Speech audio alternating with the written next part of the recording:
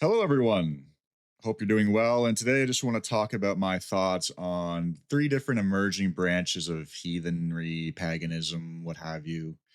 That being Orientalism, Traditionalism, and Folkishness or Folkism. And what's going on is basically the Spider Man meme. These three different branches are pointing each other and accusing each other of being shills, which it does provide some entertainment if you're not too attached to the outcome. But I'm just going to give my thoughts on the matter. First of all, let's just start with Orientalism now. That being Vedanta Dharma or Neo Buddhism, the like traditional Buddhism, Buddha being a Scythian, which I agree with. Buddhism being not a universalist religion, but a religion for the nobles, and Buddha saying that's only a high birth can become liberated from this reality, that women can't become liberated, and the underclass, the sudras, they'll never make it, essentially. I don't really see any issues with that branch specifically. I more want to talk about Vedanta Dharma. And what I see is that being like Vaishnavism, Vishnu worship and such, the Hare Krishna people. And there's a lot of overlap emerging or supposed overlap, but I don't really see it that way. To me, it's very Abrahamic in a lot of ways because it's really essentially all about submission and serving God. God just created you to be his bot, he's just clicking you around on an RTS screen, controlling every move that you make. And the reason why you suffer in this reality is because you're not submitting enough, you're not serving God enough, you're not aligned enough with the Dharma in order to be a liberated high being. You're not Brahmacarian enough. You're not a good enough Brahma to ascend. You're eating too much meat and you're committing too much sins, right? Very, very domineering in a way. I don't like to see the gods in that way. The gods creating you just to be their servants to me. That makes me understand why people become Gnostics. Because if that's the case, that's not a really fun way to exist. You just exist to serve a all-powerful being, and you're suffering because you're not serving him well enough. I like the Norse view of the gods that they created mankind because they wanted buddies, essentially. They wanted buddies. It's like you have a child. You don't want your child to be your servant. You want to impart wisdom on your child, and then you want them to go out into the world and do well for themselves and live honorably and succeed. But you don't want your child to serve you hand and foot. To me, that's kind of an issue I have with Vedanta Dharma and that whole Orientalism type of sphere that's going on. I think the Rig Veda is a very interesting book. It's a very knowledgeable book. It has a lot of wisdom in it. Again, I said this in previous video, the Gita too. But I think largely it's been diluted. That path has been diluted after thousands of years of branching off of the original Hyperborean path. And so I don't think it is the best way. They claim to be the original Dharma, the highest of the high, the most pure, and I don't agree. And I don't think you exist on this plane just to be a servant. You have your own story, you have your own will, you have your own essence, and bending the knee for all eternity seems kind of over the top. Right? It's Islamic almost in a sense, you know? You have to submit. What is being a Muslim? It's even though like these two groups of people probably have the biggest beef out of anybody in the entire planet, but I'm going to say, you know, they're similar. And it's also not polytheism. It's more theistic, that all the gods are just eminence of a singular personality.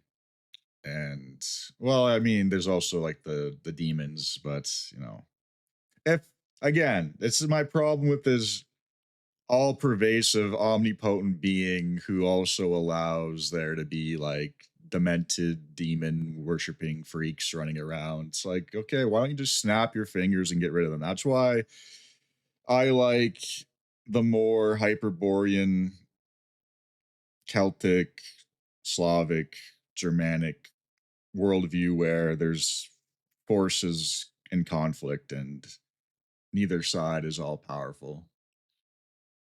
That feels a lot more in alignment with how I feel about the world and how I see the world unfolding and reality itself.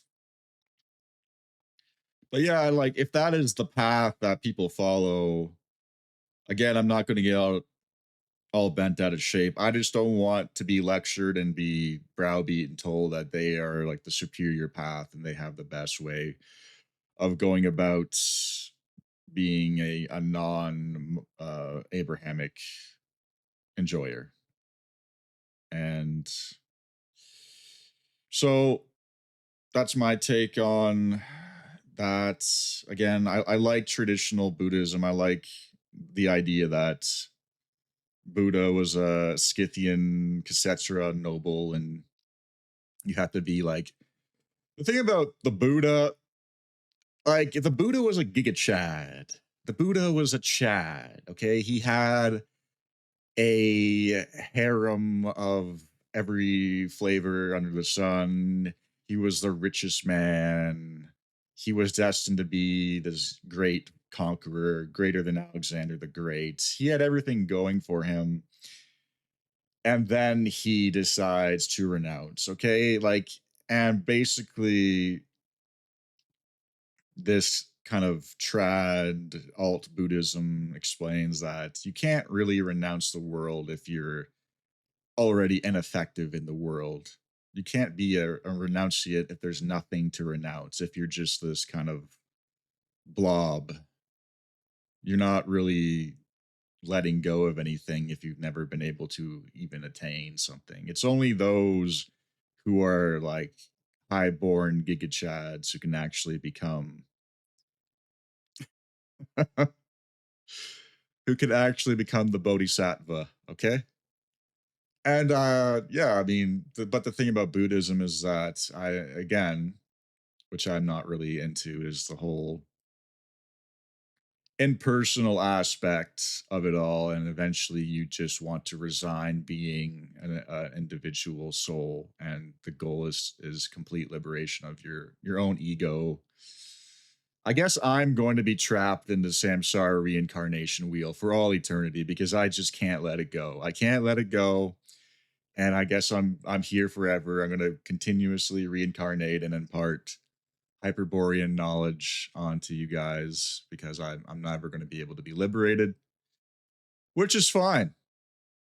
I I just, you know, the bodhisattvas will keep coming back and I will just be the only person spawning in for all eternity, and the bodhisattvas are going to get extremely butthurt because I'm not getting liberated. So they're millions of Bodhi. What if that's going on right now? We're all coming back because you, dear listener, refuse to let it go. And we're everyone on earth right now is a bodhisattva trying to get you to click in. All right. Lock in and get liberated because you're not doing what you're supposed to do. Okay. You're not renouncing the world. But no, I can't do it. I can't be a renunciant. It's just not in my physis. It's not in my nature. And again, I understand the appeal if that's somebody's path. If they want to get a, if they want to be a Buddhist or a Vishnu worshiper, that's fine with me. Um, I'm not going to call them like a shill or a heretic. We'll get into that. But another problem I have with Orientalism is just the general aesthetics. Like the art for Vaishnavism and Buddhism, to me, it's just kind of, I'm not into it. I can't explain it. It's kind of goofy, kind of cringy. You know, my entire worldview is basically based off of aesthetics, and if something looks good, then I just agree with it. I don't really try to try to separate my wish for aesthetic congruence and actual truth or quote unquote truth. So if something doesn't look good to me, I'm just not going to be I'm not going to be into it, you know? It's got to look good. It doesn't look good, then you're not going to win me over. I'm sorry.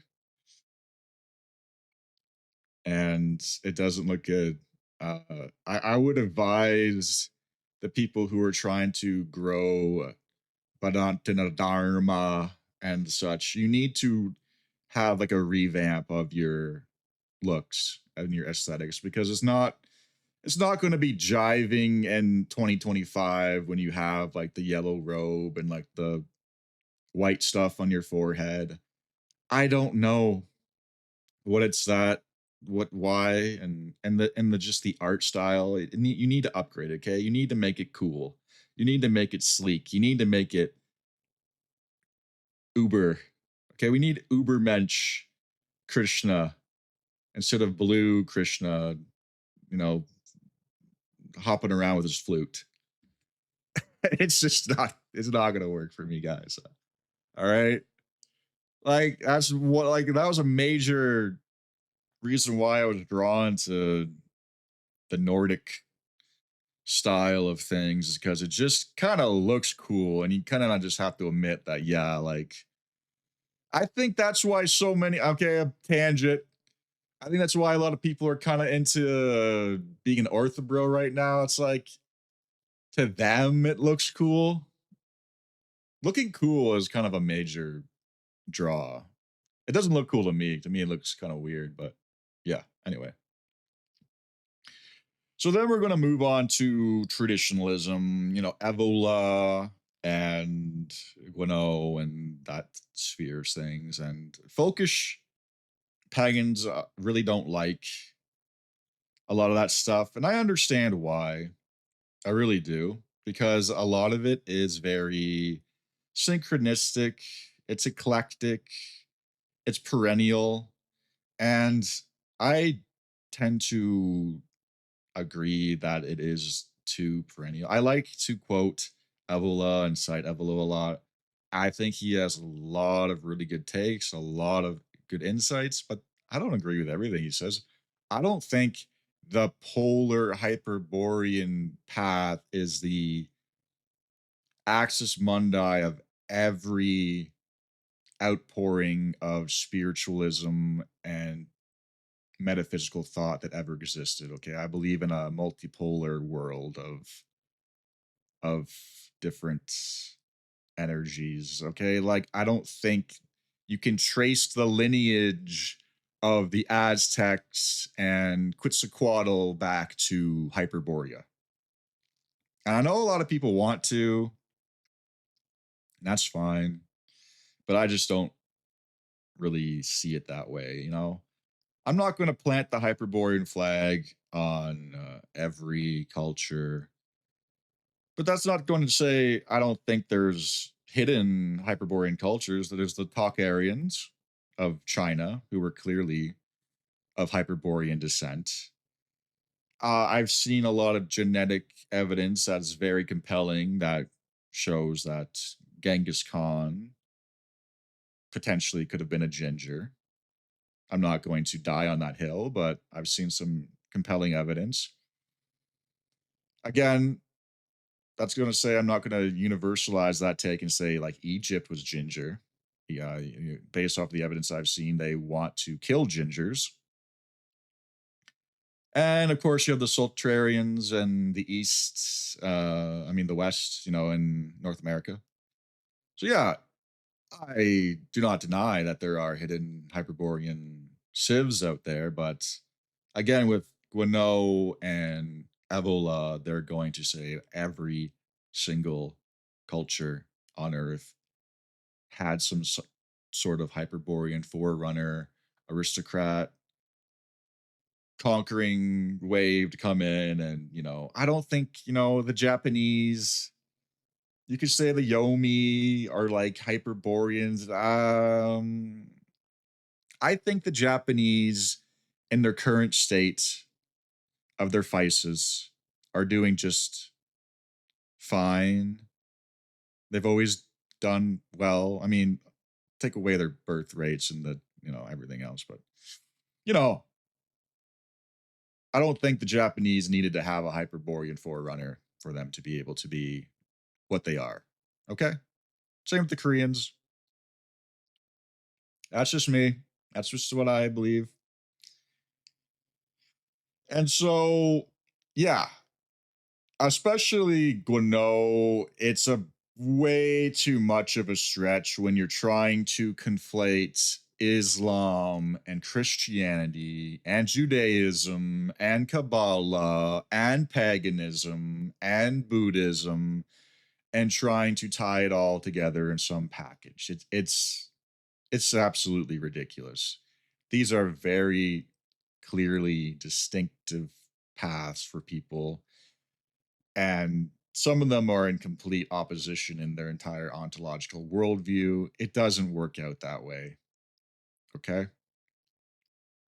And I don't think that, I think he's a little bit too I don't I read Lord of the World. That's all I could really muster with investigating Guano. I don't There's so many other authors I really need to read more of.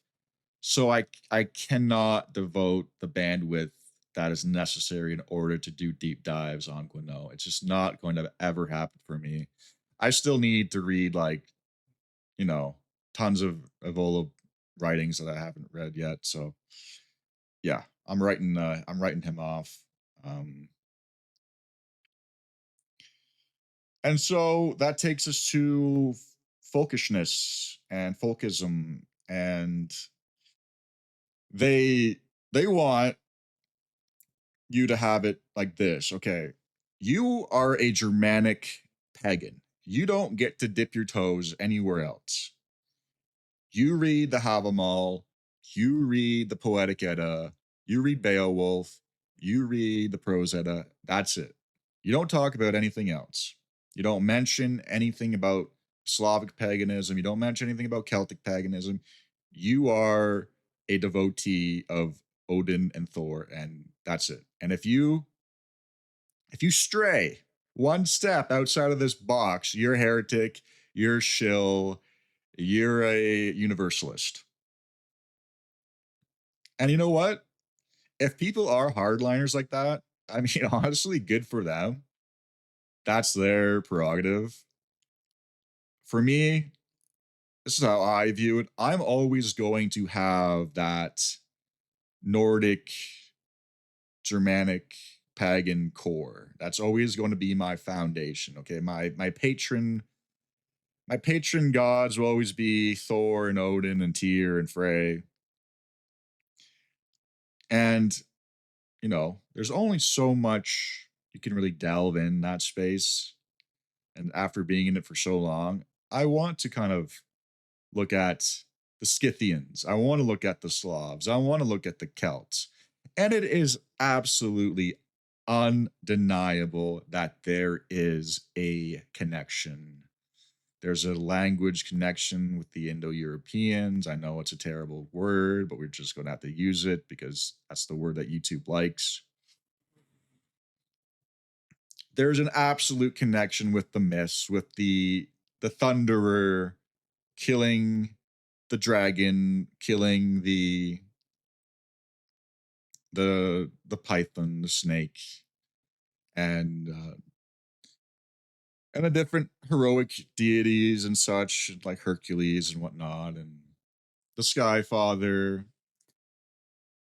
Like Lithuanian is so closely related to Sanskrit.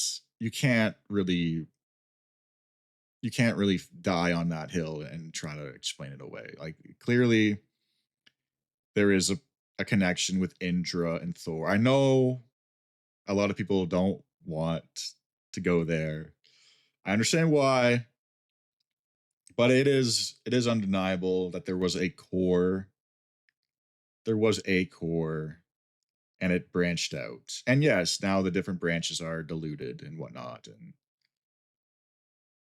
for me, yeah, like I'll always have that. And I'm mixed. I'm mixed race. I'm a mutt. I'm like Celtic and Germanic. So of course I'm always going to be interested in my Celtic heritage as well. I have the blood of the red dragon and the white dragon. Okay, as a lot of people from the British Isles do. But of course, the white dragon has always been more of a draw to me. And so I'll always have that white dragon banner. But the red dragon, it's undeniable that that's in me as well. Maybe even more so. But I think whatever is my psyche is more white dragon, even if my phenotype is more red dragon. Um, but yeah, I mean, I have a lot of Nordic blood. I have a lot of Celtic blood, and that's just you know what it is in me. And maybe there's some hybrid vigor going on. Some people have speculated that that is the case for the Brits, is why they're more rowdy. Is that we have kind of this hybrid vigor between the white and the red dragons, which I can kind of see. Definitely, I can kind of understand where that take is coming from. But I don't want to be called a shill, or I'm not going to call other people a shill or a bad faith or this and that. If they want to start dipping their toes into other traditions, as long as they're not like openly like poisoning the well and saying that like Odin was a cross-dressing like, and then there's that slander about him, I don't even want to say it, but like, okay, like we know who was slandering him and we know what they're about. So yeah, like it's a slander. Okay. Just do a quick search on that slander and you'll find out. But I'll always have this folkish core, but I'm curious. I've always, and even before I got in that, I was deeply, deeply into the occult. And it was kind of this folkish path that kind of scooped me out of that.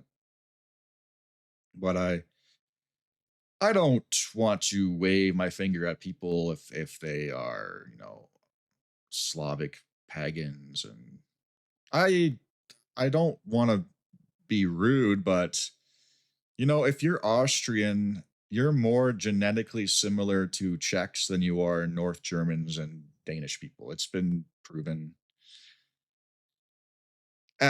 These like borders we see are not hard lines, and there's probably more overlap than we would like to even admit.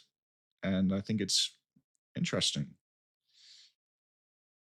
It's interesting, and The good thing about the whole Slavic paganism is that in Russia, like these are not Russian archaeology, Russian Indo-European studies. These are not taboo topics. Okay, the only caveat really they have to do is say that the Slavs are the original Indo-European people, and then they can kind of just delve into what they want to, and that's kind of like the only precursor they need to espouse to get away with what they get away with, and they get away with way more than they do in the West, which I like that about the whole Russian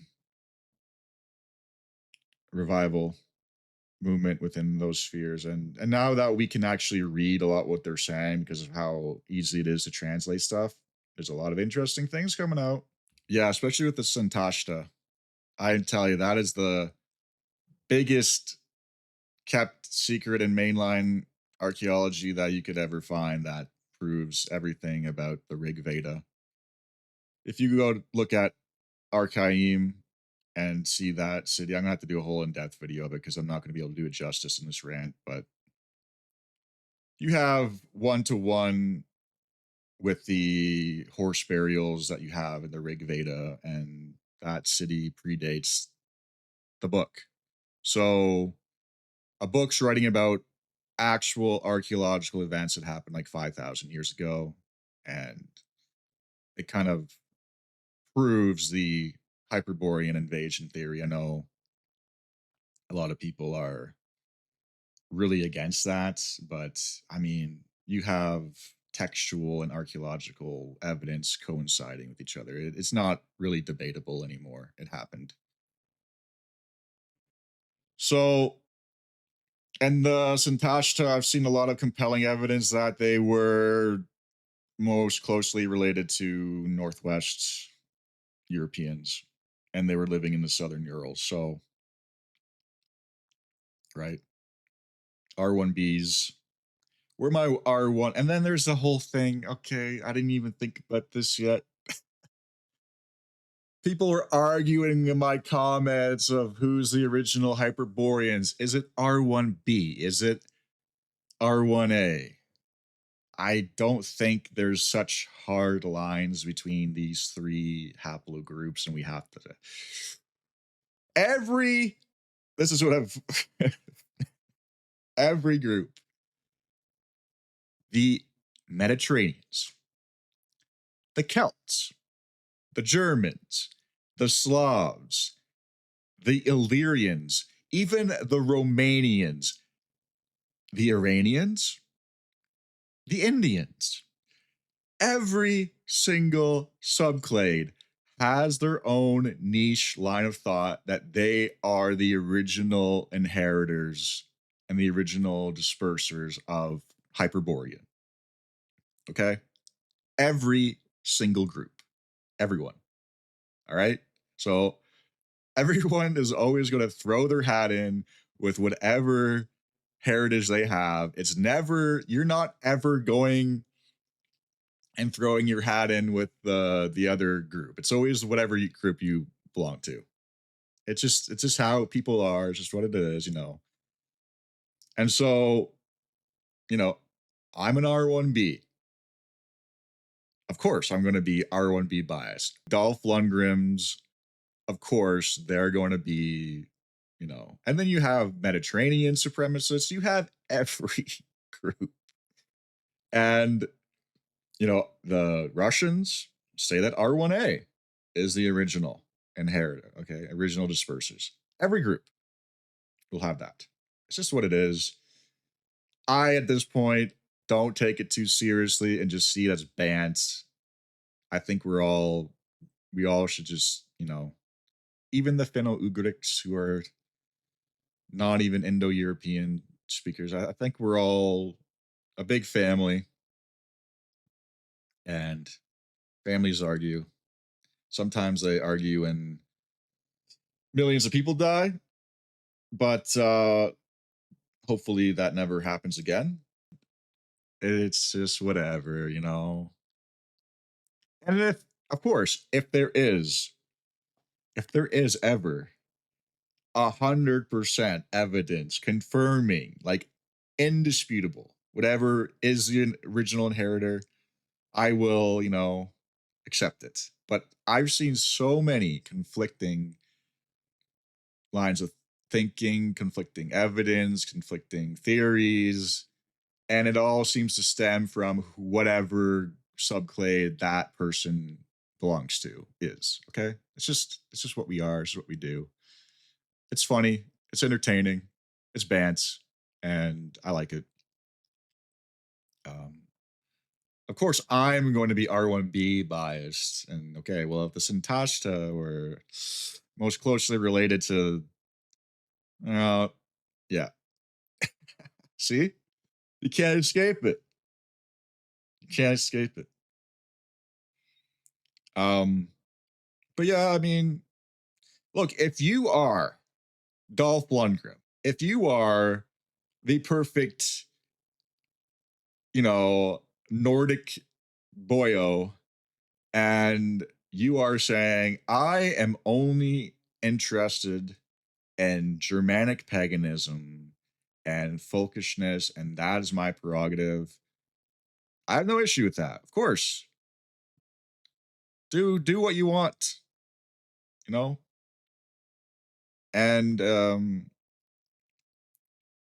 that's just how you're going to be. That's fine. I don't have an issue with that, but